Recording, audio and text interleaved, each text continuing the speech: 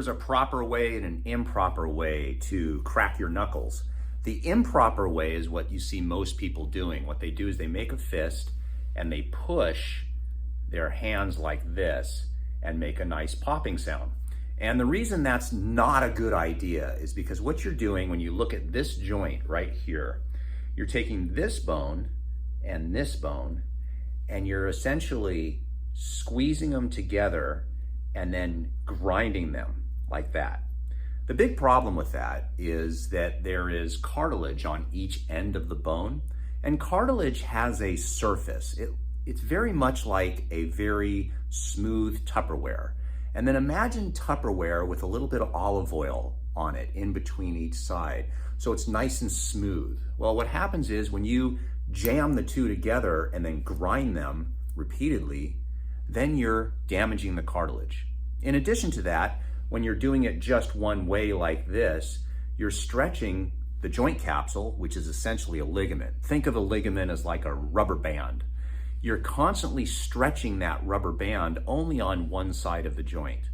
Imagine taking any joint, your knee, your ankle, your hip, your shoulder, and only stretching one side and not the other repeatedly over a period of time.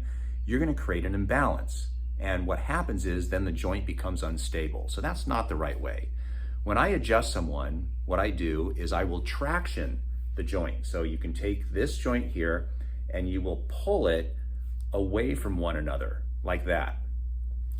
Now, is that better than what I just showed you? Yes. The reason why is because number one, you're not destroying the cartilage. So that's out of the picture. Number two, you're not grinding the cartilage. Number three, you're not stretching only one side of the joint. But is this really a good idea? Well, when I adjust someone, and by the way, my name is Dr. Story. I've been a doctor of chiropractic for over 29 years. I have a lot of experience. I'm going to give you all this great advice for free on my YouTube channel, so subscribe and join and all that good stuff. Anyway, what happens is I will analyze how the joint is moving using a technique called motion palpation and analyzing the joint play. The joint play is the involuntary movement of a joint that can only be assessed through manual means. Technically speaking, you can kind of see it on x-ray, but it has to have a motion x-ray, and that requires a lot of radiation that nobody's really dumb enough to submit themselves to, although I've met some people.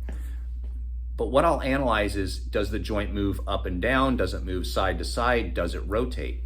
Once I know the restriction where the ligament or joint capsule is actually tight and restricting that joint motion, then I will adjust it with a little bit of a twist or a little bit of side movement to get it just perfect. So a perfect adjustment is when you restore normal motion and normal balance. Remember in the beginning when I said you're going to stretch one side and not the other?